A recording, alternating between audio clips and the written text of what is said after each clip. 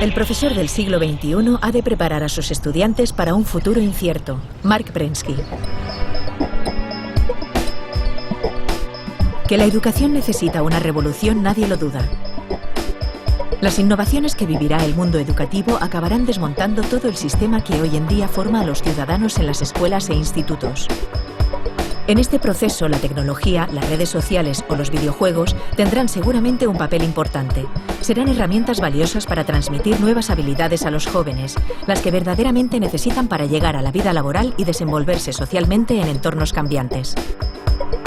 Hoy en Redes, Eduardo Punset entrevista a Mark Prensky, un experto en la educación del futuro, un hombre rompedor y creativo en la empresa de reformar las aulas y los sistemas educativos actuales.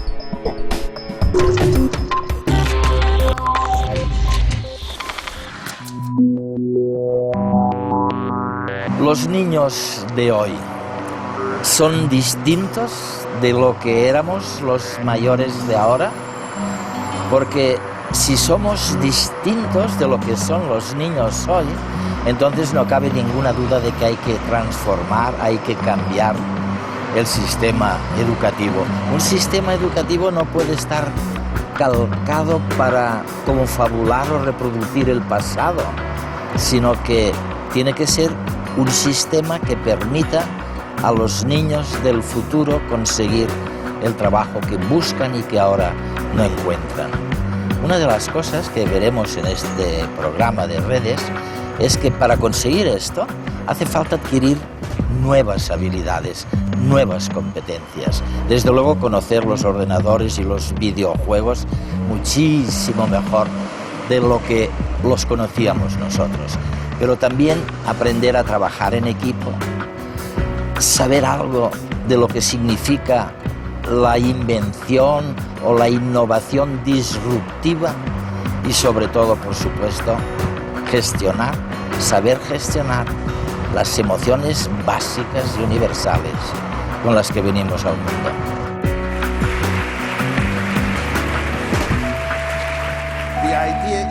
Lo que llama nuestra atención como adultos no siempre es lo que llama la atención de nuestros hijos y de los jóvenes, y es algo que tenemos que tener en cuenta.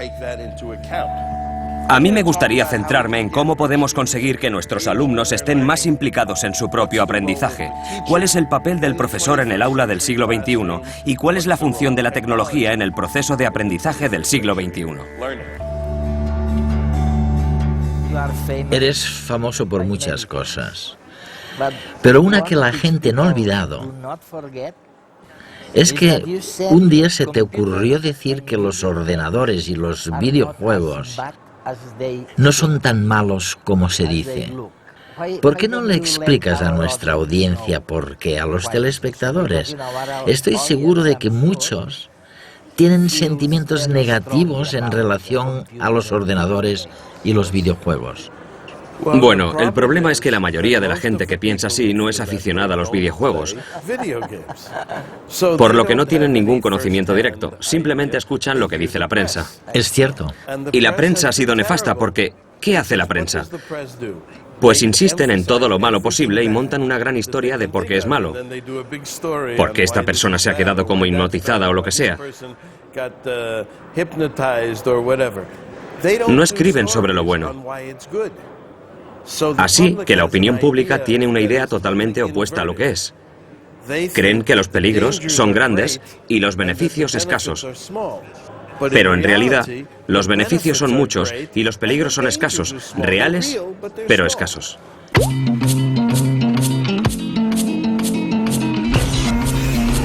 Los videojuegos son una forma de diversión que nos proporciona alegría y placer. Dan intensidad a nuestra vida, nos absorben y enredan porque nos implican apasionadamente. Los videojuegos son conflicto, competición, reto y oposición. Pero tienen reglas, lo que nos proporciona estructura y disciplina, y unos objetivos que nos dotan de motivación. De esta manera, sin darnos cuenta, nos presentan los resultados y las consecuencias de nuestros actos, ayudándonos a aprender sin aprender con la práctica y la repetición. La recompensa es poder pasar de nivel. Los videojuegos son interactivos. Con ellos hacemos algo, como correr, bailar, jugar al tenis o qué sé yo. Y también, a veces, nos enseñan a cooperar con los demás, que entran a formar parte de nuestro grupo social. Agudizan nuestra creatividad e ingenio, con pruebas a resolver y problemas de estrategia. Y cuando su historia nos toca la emoción, ello nos garantiza que no olvidemos lo aprendido. ¿Y cuáles son esos beneficios? Quiero decir, si reflexionamos un poco, ¿son mejores médicos ahora? ¿Mejores soldados? ¿Son mejores profesionales? Me refiero a los que han practicado videojuegos. Son todas esas cosas. Y lo interesante es que los que ahora tienen unos 30 o 40 años y que crecieron jugando con videojuegos, parece que son mejores médicos. Sobre todo aquellos médicos que operan por cirugía laparoscópica. Hay estudios de investigación que lo demuestran científicamente. Son mejores músicos, mejores constructores de montañas rusas, porque son literalmente constructores de montañas rusas, mejores hombres de negocios, mejores empresarios. Y la razón es que los videojuegos te enseñan a asumir riesgos. Aprendes a actuar a partir de un feedback. Aprendes a tomar buenas decisiones. Este tipo de cosas que luego transmitimos a todas nuestras profesiones. Los que juegan con ordenadores y videojuegos parecen como muy taciturnos, parecen reservados. Me pregunto si de alguna forma podemos aprender a conocerlos mejor. Dicho de otro modo, si podemos utilizar los ordenadores y los videojuegos para relacionarnos mejor con ellos. Es algo que durante mucho tiempo no hemos hecho. Creo que fue una oportunidad perdida. Siempre lo he pensado. Conseguir que los padres y sus hijos jugaran al mismo juego, cada uno con distintas habilidades adaptadas a su edad. Empezamos un poco con la Wii. Los de Nintendo sacaron la Wii y diseñaron deliberadamente un juego al que pudieran jugar juntos abuelos, padres e hijos. Y pienso que tienes toda la razón, es lo que debería pasar.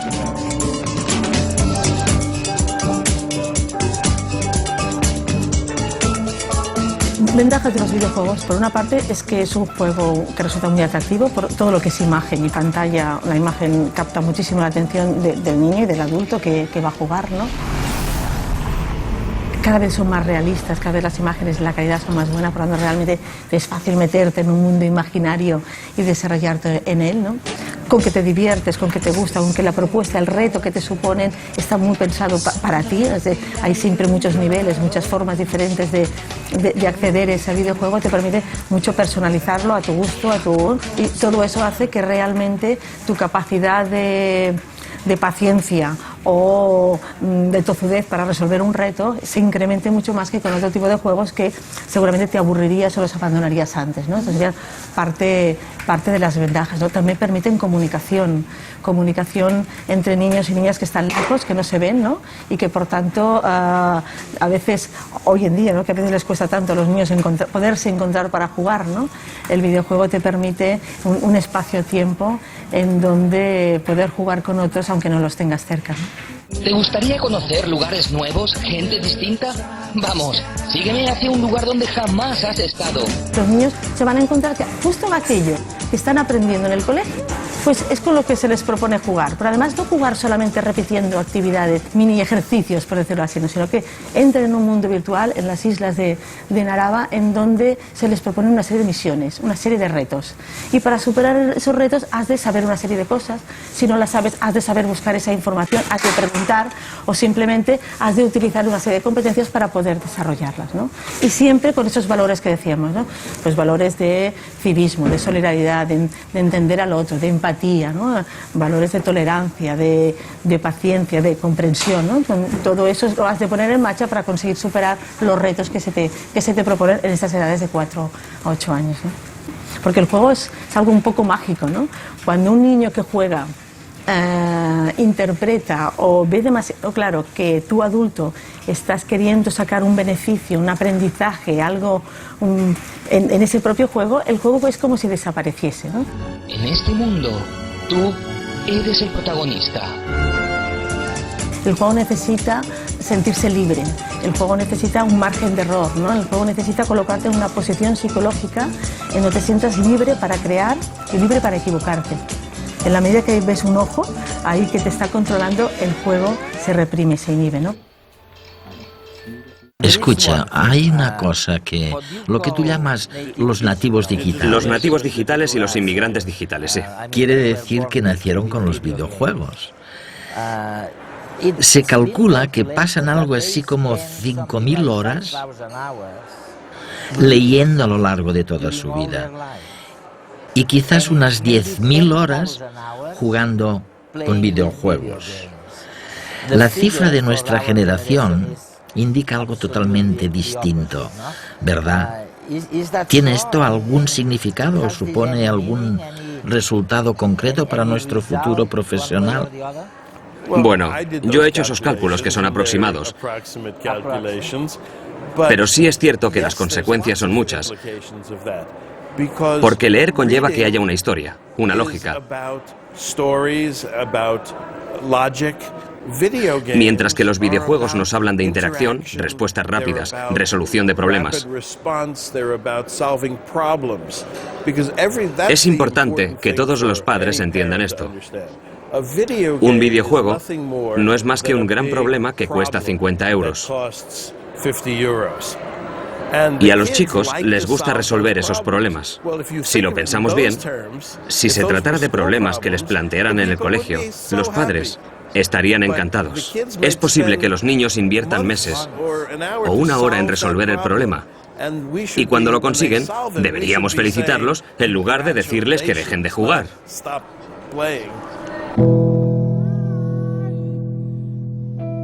Es decir, un nativo digital se llama aquel niño que ha crecido rodeado de ciertos elementos tecnológicos. Puede ser en casa, equipos de audio, smartphones, ordenadores portátiles. Toda esta tecnología que para nosotros ya es común, tanto en nuestras casas, en este caso en nuestro colegio, ellos no les ha supuesto una nueva incorporación. Han nacido envueltos de todo esto. Yo pongo siempre un ejemplo. Antes comprabas un aparato electrónico y lo primero que hacías era sacar el libro de instrucciones y leértelo. Ahora, cualquier alumno de los nuestros saca cualquier dispositivo tecnológico de una caja y automáticamente lo pone en marcha.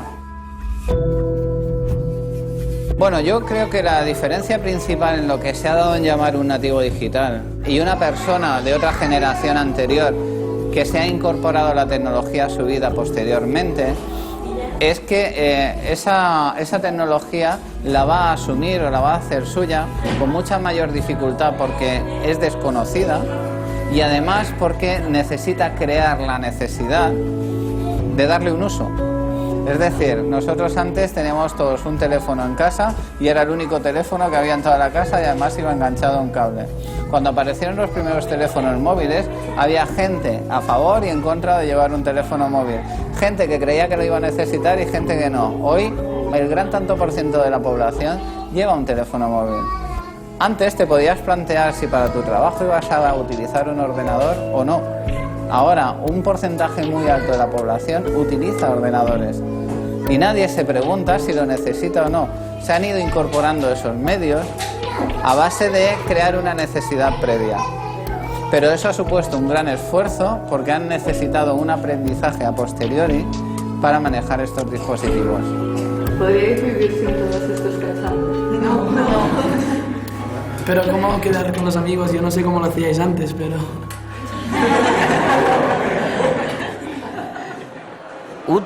¿Traduciría lo que estás diciendo correctamente si dijera que experiencias diversas comportan estructuras cerebrales diferentes?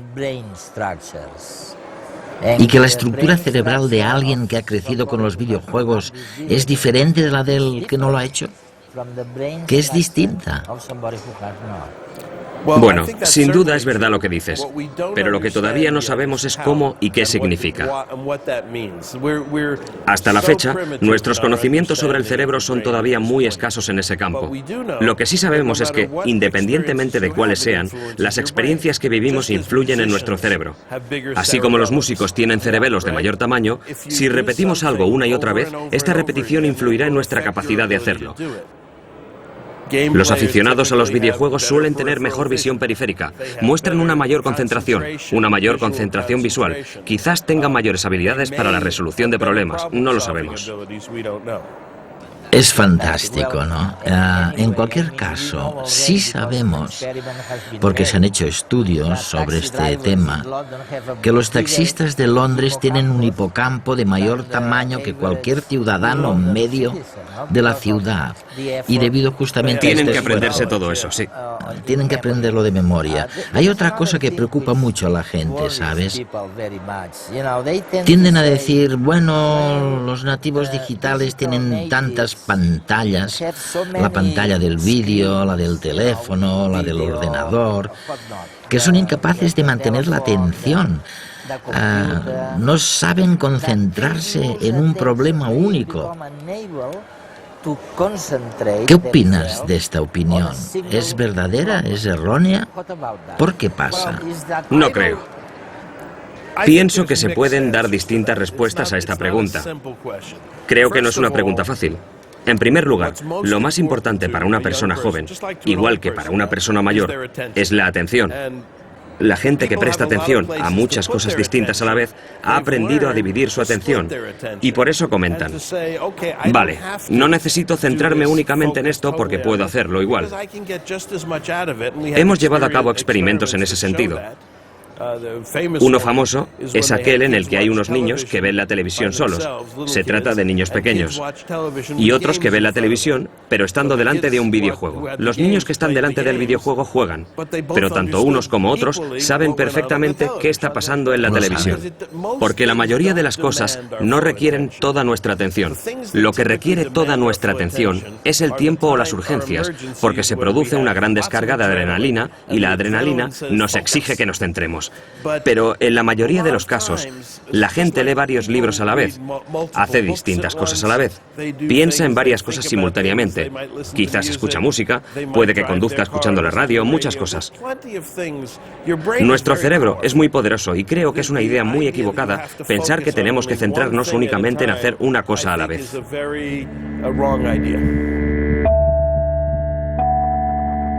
En una clase tradicional, las clases eran como mucho más uniformes, mucho más dirigidas y mucho más pautadas desde el comienzo del día hasta el final del día. La incorporación de la tecnología lo que ha permitido ha sido una atención a la diversidad enorme en el aprendizaje dentro del aula. De tal manera que puedes tener un alumno o un grupo de alumnos realizando una actividad, otro grupo de alumnos realizando otra actividad y cada uno está aprendiendo algo diferente en ese momento. La tecnología nos ayuda a saber cooperar con los demás, a acceder a la información, a realizar tus propias presentaciones, tus propios diseños. O bien, nos sirve de apoyo para aprender otros idiomas o a leer. La tecnología es parte de nuestro mundo y del mundo del trabajo. Por eso la educación tiene que adaptarse a las necesidades futuras de estos alumnos. Si no sabes usar un ordenador, pocas cosas podrás hacer. Y también, no sé, aprender a usarlo y las diferentes opciones que tienes con internet y con un ordenador. Es evidente que existen riesgos. Por ello, el alumno debe aprender a responsabilizarse de su propio aprendizaje, de sus limitaciones y puntos fuertes, así como de los problemas que tienen estas y otras tecnologías. Podríamos estar hablando desde peligros reales que hay en internet, peligros a la hora de mostrar datos personales o tu intimidad, peligros a la hora de que también ese internet te haga perder una visión, digamos, de la realidad. Todo eso es lo que tenemos que enseñarles a los chavales, porque internet no va a desaparecer, van a tener que convivir con ella y a medida que crezcan tendrán que adaptarse y utilizarlo adecuadamente. El cambio que está pidiendo la educación ha de ser realista, adaptado al momento actual.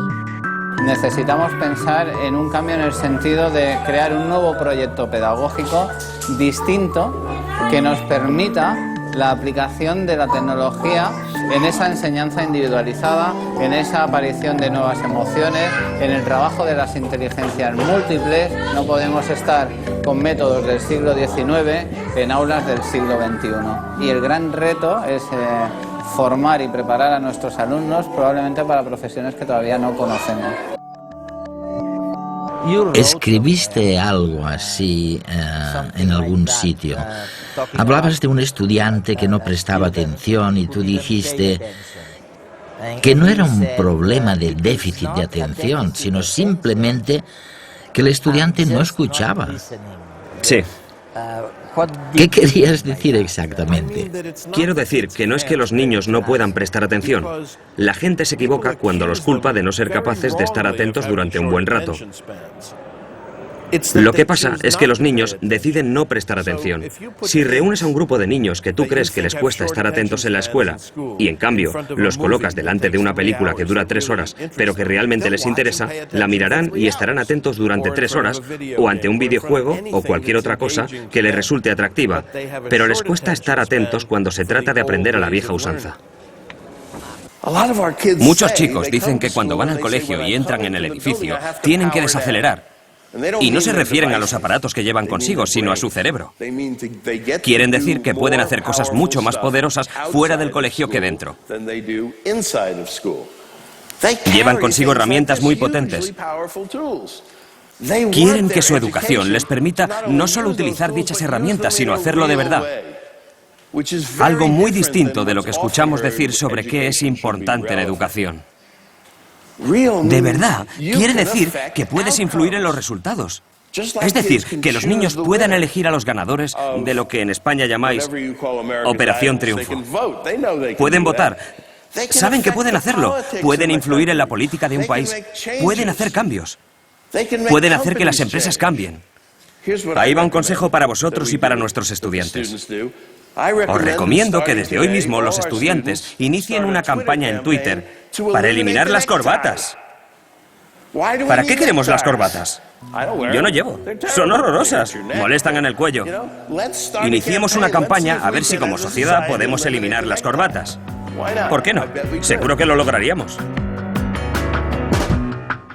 Marc, una cosa. Será mi última pregunta, que me encantaría mucho que pudieses contestar. ¿Cómo es posible que los niños pasen tantas horas con los videojuegos jugando con el ordenador? ¿Es porque obtienen algo a cambio? ¿Están inmersos en el flujo, como dicen algunos amigos míos, que son psicólogos? ¿Es porque les gusta la interacción social? ¿Por qué es lo que más les gusta? Bueno, pues porque es la época en la que viven. Un amigo mío solía decir, tienes que vivir tu tiempo. Y vivimos en una era de pantallas. Hoy en día, muchas de las cosas que les interesan suceden en pantallas, grandes o pequeñas, lo que sea. No siempre va a ser así. Tenemos los hologramas y otras muchas cosas. Hubo un tiempo en que la gente se quejaba porque los niños se enfrascaban en libros y no levantaban la vista. ¿Por qué se pasan el día entre libros?, decían. Ahora, a la gente le encantaría volver a esa época. Yo creo que es normal, porque es donde radica la acción. Es ahí donde están sucediendo las cosas interesantes. En nuestros días, ocurren en pantallas de todos los tamaños. Por eso pienso que es normal que los niños miren a su alrededor y vean qué hay de interesante. Soy un niño, soy nuevo en este mundo. ¿Qué hay de interesante ahí? Ah, mira. Aquella pantalla, ¿no? Los bebés lo saben porque es ahí donde focalizan su atención. Así son las cosas y me parece sumamente interesante.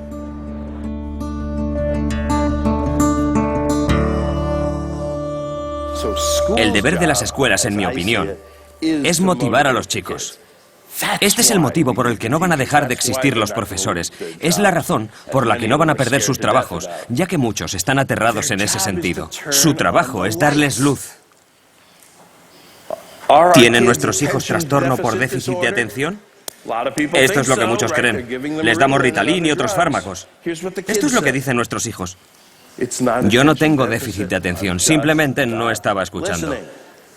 Un amigo mío que es profesor les llama IOI. Interésame o irrítame. Pero no despertamos su interés, los irritamos. Se suben por las paredes, hacen comedia. Pensamos que algo va mal, pero lo único que va mal es que no hemos despertado su interés. ¿Y cómo lo hacemos? ¿Cómo encendemos las luces para estos chicos? Yo creo que la mejor forma es con aquello que les apasiona. Y creo que así toda esa mala prensa en torno a nuestros chicos la vamos a ver con otros ojos. Voy a darles una metáfora nueva. Digamos que nuestros chicos son cohetes espaciales. ¿Qué quiere decir? Pues que van rápido, que se lanzan de cabeza a lugares desconocidos, que son muy volátiles, que son difíciles de controlar con precisión como los cohetes de verdad. Necesitan ser programados adecuadamente, necesitan combustible adecuado y buenos pilotos, y quizás requieran algunas correcciones a medio camino como los cohetes de verdad. Pero tienen un retorno potencial enorme. Todos los chicos lo tienen, y es lo que tenemos que descubrir. Lo que más me gusta de esta metáfora es que si los estudiantes son cohetes espaciales, ¿en qué se convierten los educadores? ¿En especialistas en cohetes? Así que la próxima vez que alguien les diga que la educación no es una ciencia espacial, tenéis que contestarle que sí, que es más difícil, porque los cohetes obedecen a las leyes de la física, pero a veces no sabemos a qué leyes obedecen nuestros hijos. Todos sabemos que las herramientas están cambiando en el siglo XXI. ¿Y saben qué, amigos? Los profesores son una herramienta. Somos una herramienta para educar a nuestros hijos. No tenemos por qué ser una muy buena, ya que somos humanos, somos los mejores, pero sí tenemos que ser herramientas del siglo XXI. Nuestra función está cambiando porque no solo tenemos que prepararlos para los exámenes, sino que tenemos que prepararlos para el futuro desconocido.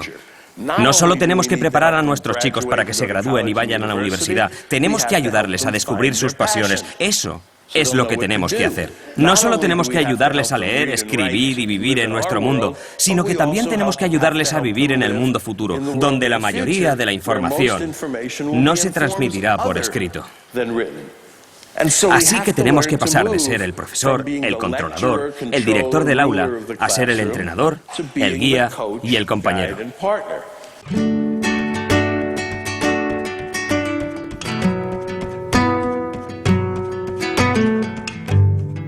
Yo no creo, sinceramente, que haya un descubrimiento mayor que el que se está haciendo en estos meses, en estos años. Y es el saber que podemos incidir, que podemos transformar la estructura cerebral de los jóvenes mediante una nueva educación. Y hemos descubierto otra cosa impresionante, es que ahora sabemos cuándo existe, cuando se abre la ventana crítica. Sabemos que lo que no hayamos conseguido cuando los niños alcanzan los 6, 7, 8 años, no diría que es inútil seguir insistiendo, pero sí que se ha perdido la única y la gran oportunidad. La antigua forma de enseñar es aburrida. La nueva se basa en que los chicos aprendan solos. Mark Prensky.